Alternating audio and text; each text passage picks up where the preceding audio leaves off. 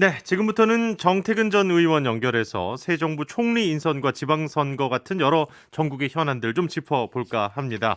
전화 연결하겠습니다. 정태근 의원, 안녕하세요. 예, 안녕하세요. 정태근입니다. 네, 새 정부의 유력한 국무총리 후보였죠. 안철수 인수위원장이 오늘 총리직을 맡지 않고 당으로 돌아가겠다 이런 발표를 했는데요. 정 의원께서는 안철수 위원장의 선택을 어떻게 보시는지 일단 궁금합니다.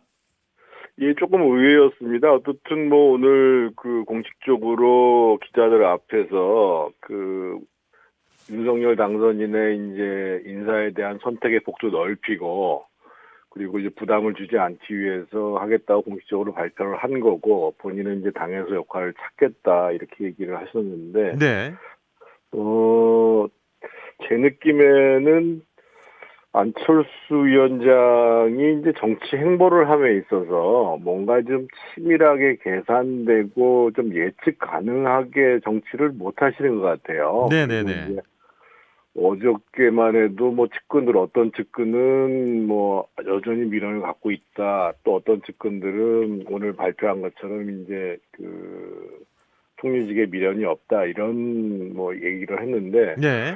과연 근데 이제 안철수 인수위원장 입장에서 보면 차기를 내다보는 과정 속에서의 5년간의 행보를 어떻게 할 것인가 이 문제가 하나의 큰 방향성인데 예. 그렇다고 본다면 현실적으로 지금 앞으로 지금 국민의힘의 이제 당대표 선거는 뭐 한 1년이 남아 있는 거고요. 그렇죠. 그 사이에 어떤 정치적 행보를 할 수 있는 건지 음. 그게 본인이 이제 본인과 또 뭐 당과 윤석열 당선인을 위해서 효과적인 행보가 제대로 좀 그림이 나와 있는 건지에 대해서 조금은 좀 이해가 안 가는 측면이 있습니다. 아, 그래요. 예. 아니, 그러니까 사실 안철수 위원장이 당으로 돌아가겠다. 뭐 이렇게 얘기하면 당권 도전을 바로 하기에는 국민의힘과 국민의당이 합당을 한다 하더라도 이게 워낙 이제 현역 의원 수 차이도 있고 이 크기의 차이가 있다 보니까 당내 지지 기반을 좀 쌓기 위한 입지를 좀 쌓기 위한 시간을 벌기 위해서 당 복귀를 한다. 이런 분석에 대해서는 혹시 어떻게 생각이 드시는지요? 근데 현실적으로 지금 안철수 위원장이 국민의힘 내부에서 기반을 넓히는 방법들이 뭐가 있죠? 제가 음. 보기에 쉽지 않을 것 같아요. 물론 예.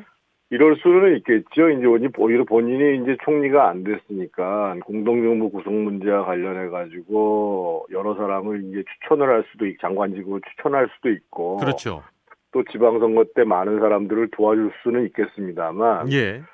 그런 정도를 해가지고 지금 본인이 이제까지 걸어왔던 길로 비춰보면 사실은 이제 보수 정당에서는 처음 결합해서 일을 하는 건데 네네. 1년 사이에 안철수 위원장의 리더십을 가지고 기반이 하루아침에 만들어질 수 있을 것이다라는 것은 제가 보기엔 쉽지 않을 거라고 보여지고 어. 오히려 사실은 뭐 다 지나간 얘기이기는 합니다만 경기도지사를 만약에 선택을 했다고 한다면 예. 이번에 사실은 국민의힘 입장에서 보면 경기도지사 선거는 쉬운 선거가 아니잖아요. 그렇죠. 그리고 경기도는 대한민국에서 가장 큰 광역자치단체고 국회의원도 구석에 많이 있고 단체장도 많이 있고 그래서 오히려 사실은 차기를 내다보는 선택으로 본다 그러면 그 기반을 만든다는 측면에서는 경기도지사가 훨씬 이제 유력한 방안이었을 텐데 음. 그거는 이제 인수위원장을 맡을 때부터 인수위원장을 맡으니까 당연히 지금 지방선거는 못 나가게 되지 않습니까? 그렇죠, 그렇죠. 그래서 저는 현실적으로 안철수 위원장이 국민의힘에 있어서는 뭐 소중한 자원이긴 합니다만 예. 과연 유력한 차기 주자로서 잘 안착을 할까? 음. 이 문제는 쉽지 않은 문제라고 보여져요. 그러니까 지금 이제 정전 의원님 말씀 들어보면 그러니까 돌을 둘 곳이 마땅치가 않은 거네요. 지금 이제 포석이 참 까다로운 그런 상황인데 그런데 또 오늘 안철수 위원장이 이런 얘기를 했어요. 국민의힘은 일부 기득권을 옹호하는 정당으로 인식이 돼 있다. 그런 인식과 행동까지도 바꾸는 게 필요하다. 오히려 지금 당에 돌아간다고 하면서 조금 더 개혁적인 모습을 많이 보이고 싶으신 것 같은데 이런 부분은 어떻게 들으셨는지도 궁금합니다. 아니, 그런 노력들은 뭐 그 이해창 총재가 당대표를 했던 한나라당 시절부터 해서 한나라당 그 지금 이제 이 국민의힘의 전신정당에 있었던 소장 개혁파들이 굉장히 열심히 해왔지요. 예, 그래서 예. 예를 들면 지금 이제 국민의힘 당 강령에 보면은 뭐 약자와의 동행 이런 부분들이 다 명문화돼 있을 정도로 네. 그런데 이제 실제로 실천이 잘 안 되고 음. 때때로는 상당히 기득권을 치우치는 모습으로 보여줬기 때문에 문제인데 예.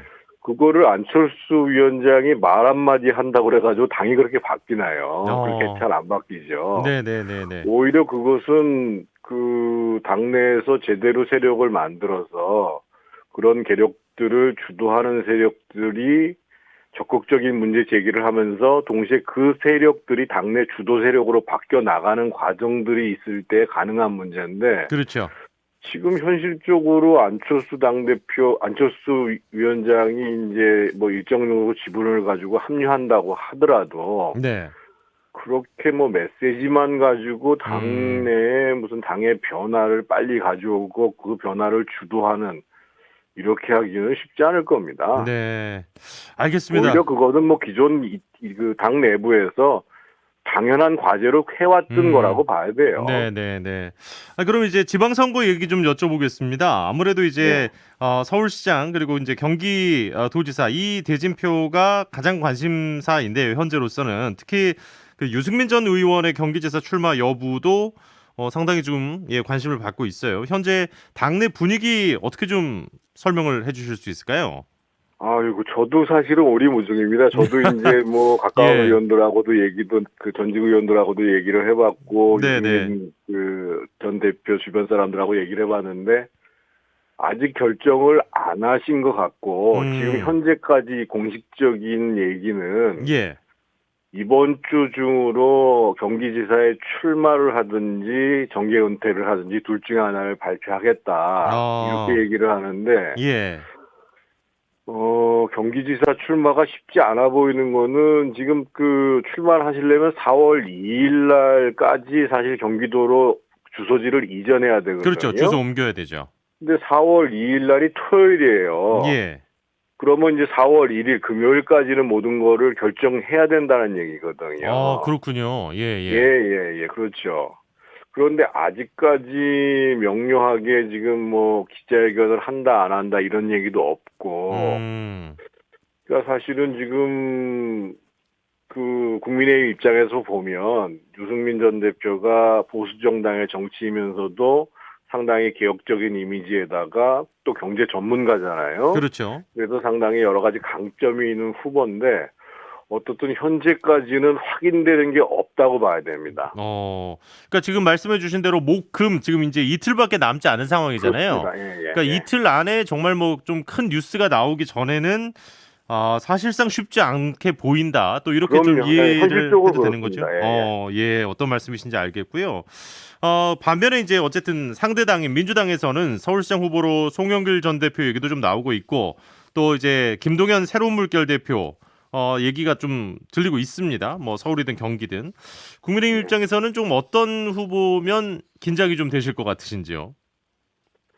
일단 서울시장 선거와 관련해서는 지금 국민의힘 내부 분위기는 별로 걱정을 안 하는 이제 분위기입니다. 오세훈 그러니까 현 이제 시장이 좀 유리할 오세훈 것이다. 시장, 그럼요. 그리고 예. 지난번에 오세훈 시장이 보궐선거에서 무려 18%를 앞섰을 뿐만 아니라 예.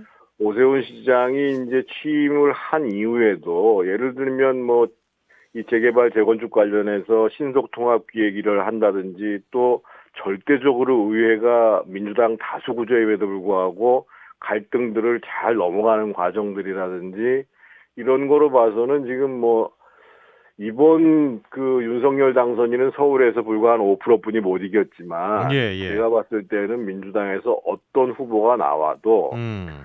그 해볼 만하다. 오세훈 서울시장이 안정적으로 예. 선거를 승리로 이끌 수 있다고 보여지는 음. 것이고요. 반면에 문제는 경기는 쉽지 않은 선거라고 쉽지 앞서 얘기를 해 않죠. 주셨잖아요.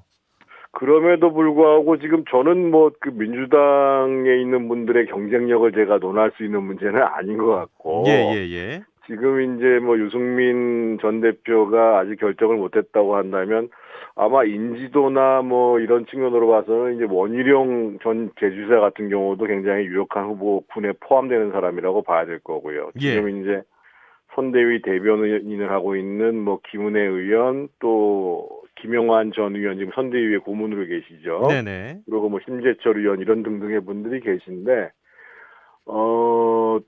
아마 이제 뭐 민주당에서 누가 나오면 더 어렵고 누가 나오면 더 쉽다 이렇게 이야기는 쉽지 않고 예예.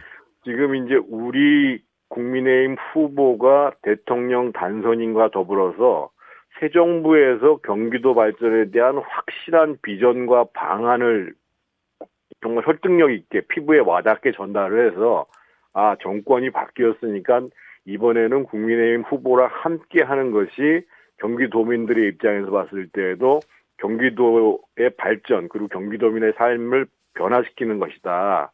이런 것들을 보여주는 것이 굉장히 중요한 과정이라고 봐야 되겠죠. 네. 알겠습니다. 그리고 이제 이 얘기까지 좀 듣겠습니다. 전국 장애인 차별철폐연대 전장위원인데요. 이 최근에 이동권 관련해서 출근길에 이제 지하철 시위가 있었고요. 전장위원은 이준석 대표에게 사과를 좀 요구를 했고 이준석 대표는 사과를 안 한다고 했고요. 그렇게 되자 당대표 사과가 없으면 2호선 출근길 시위도 검토할 수 있다. 뭐 이렇게까지 이야기를 하고 있습니다. 이 갈등의 골이 점점 더 깊어질까 봐 걱정인데 이준석 대표도 계속해서 지금 본인의 SNS에 아주 강한 비판을 좀 하고 있더라고요. 어떻게 좀 보고 계신지 궁금합니다.